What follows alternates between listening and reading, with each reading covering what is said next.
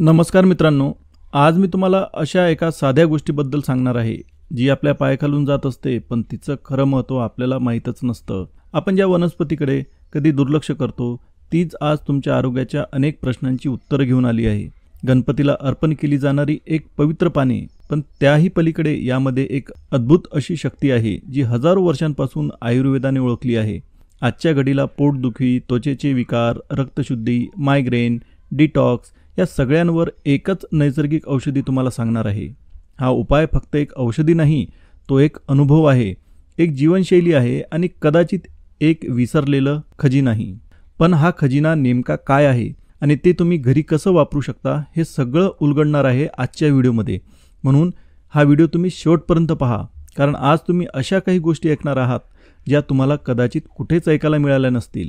कारण कधीकधी उत्तर आपल्या पायाखाली असतात, पण आपल्याला त्याचं भानच नसतं. दुर्वा, अंगणात उगवणारी अमृत वनस्पती. आपल्या गावाकडे एखादी गोष्ट रोज दिसत असते, पण तिच्या खऱ्या उपयोगाची आपल्याला कल्पना नसते. असंच काहीचं आहे या दुर्वेविषयी.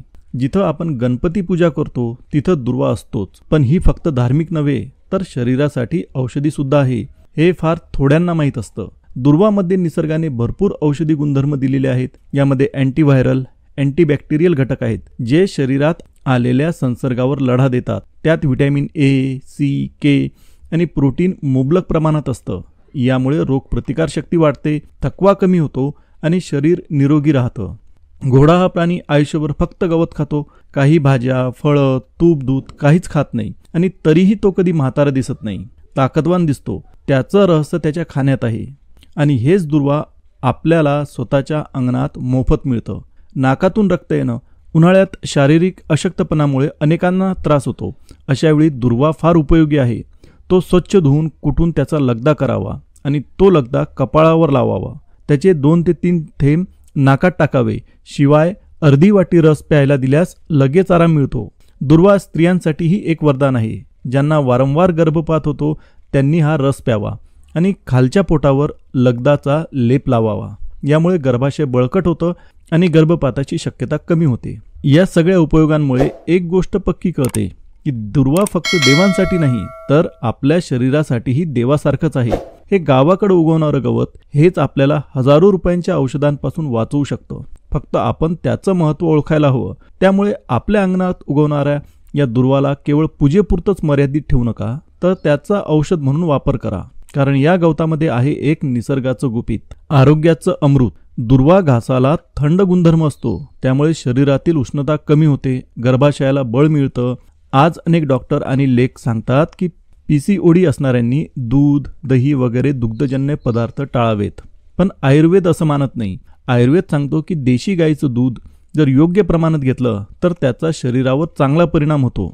फक्त पद्धत शुद्ध असली पाहिजे. गरज नसताना जास्त दूध पिल्यास त्याचा त्रास होतो, पण मापात आणि योग्य वेळेला दूध घेतल्यास ते अमृत समान आहे. आपल्या गावात पूर्वी असं मानायचे, ज्या घरात गायी जास्त ते घर म्हणजे श्रीमंत. आजही ज्यांच्याकडे स्वतःची गाय आहे आणि ते शुद्ध दूध वापरतात ते खऱ्या अर्थानं सुदृढ आणि निसर्गाशी जोडलेले लोक असतात. दूध, दही, खिचडी, दलिया, फळं, मध, गाजराचा हलवा हे पदार्थ जर योग्य पद्धतीने योग्य काळात खाल्ले तर ते शरीर मजबूत करतात. म्हणून आजच्या काळात आपल्या तरुण मुलींसाठी आपण किमती औषधांपेक्षा हे घरगुती उपाय जास्त प्रमाणात केले पाहिजे. दुर्वा रसासारखी गोष्ट जी आपल्या अंगणात, विहिरीच्या कडेला, शेतात उगम पावते, त्याचा योग्य उपयोग केला तर PCOD सारखे आजार दूर होणं अशक्य नाही. गावाकडच्या मातीत, पाण्यात आणि गवतामध्ये आरोग्य दडलंय. फक्त आपल्याला त्याची ओळख नाही आणि हेच आपल्याला आपल्या पुढच्या पिढीला शिकवायचं आहे. दुर्वा देवासाठी पवित्र आणि आपल्यासाठी औषधासारखं आहे. देशी दूध पूर्वजांचं अमृत आणि आपल्या मुलांचं भवितव्य आहे. दुर्वा हा तोंडातील जखमांवर, छाल्यांवर, अल्सरवर सुद्धा उपयुक्त आहे. जर तोंडात छाले असतील तर दुर्वा रसाने गरारा करावा आणि थोडा वेळ रस तोंडात ठेवावा. राळ निर्माण झाल्यावर ती थुंकावी. यामुळे जळजळ नक्कीच कमी होईल, तोंड शांत होईल, थंडगार होईल. खूप मसालेदार अन्न खाल्ल्यानंतरही हीच कृती आपल्याला उपयोगी पडते. कधी कधी पित्ताशयात पथरी झाल्यास म्हणजे स्टोन झाल्यास माणसाला उलट्या होत असतात. यासाठी दुर्वा रसात थोडी मिश्री टाकून प्यायलास त्रास कमी होतो, पोट शांत राहतं, उलट्यांची तीव्रता कमी होते. दुर्वा रसाचा उपयोग डायबिटीसमध्ये सुद्धा होतो. याचं अर्क घरच्या घरी तयार करता येते. दुर्वा धुवून त्याचा लगदा प्रेशर कुकरमध्ये करावा.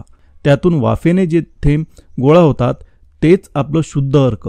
दिवसातून 2 वेळा हा अर्क घेतल्यास शुगर नियंत्रणात राहते, शरीराला थकवा वाटत नाही. हे सगळं ऐकून तुम्हाला वाटत असेल एवढे उपयोग एका गवताचे? पण हो, एवढंच काय, कधीकधी मांसाहारी प्राणीसुद्धा दुर्वा खातात. उदाहरणार्थ कुत्रा. जर त्याच्या पोटात काही त्रास झाला असेल तर आपण पाहिलं आहे की तो रानात जाऊन दुर्वा खातो. प्राण्यांना त्यांच्या शरीराची गरज नैसर्गिकपणे कळते आणि ते तेवढंच खातात जे औषध असतं. कारण दुर्वा घासात असतो अँटीव्हायरल आणि अँटीमायक्रोबियल गुणधर्म, जे शरीराला आजारांपासून लढायचं बळ देतात, रोगप्रतिकारशक्ती वाढवतात आणि शरीराला आतून बळकट करतात. म्हणूनच आपल्या अंगणात उगवणारा हा हिरवागार दुर्वा हा फक्त देवांसाठी नाही, तर तो आपल्या सर्व आजारांवरचा एक साधा पण गुणकारी उपाय आहे. या गवताला वाया जाऊ देऊ नका. रोजच्या जगण्यात त्याचा वापर करून बघा. शरीरही साथ देईल आणि मनही समाधानानं भरून जाईल. पोटात जर कोणतंही संसर्ग म्हणजे इन्फेक्शन झालं असेल तर लोकांनी दुर्वा घेणं गरजेचं आहे. त्यामुळे नक्कीच बरं वाटायला लागतं.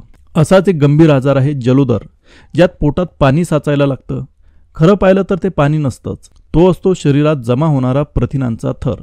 या आजारात जर दुर्वा घासाचा 10 ग्रॅम रस दररोज 1 ते 2 वेळा घेतला तर शरीरातली कमतरता भरून येते आणि त्रास कमी होतो.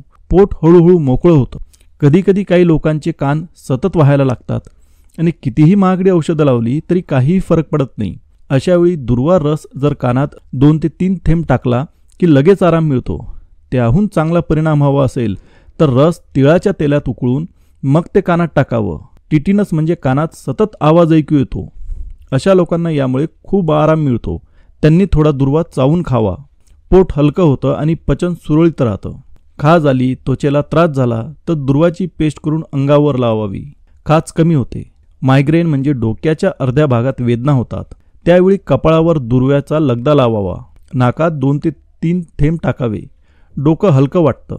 म्हणून शेवटी एवढंच सांगावंसं वाटतं, दुर्वा घास म्हणजे निसर्गानं आपल्याला दिलेली मोफत वैद्यशाळा आहे.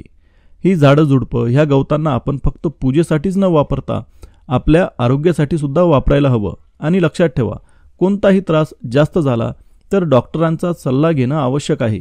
घरगुती उपाय हे पहिल्या टप्प्यात उपयुक्त असतात, पण शेवटचं समाधान ते डॉक्टरचंच असतं.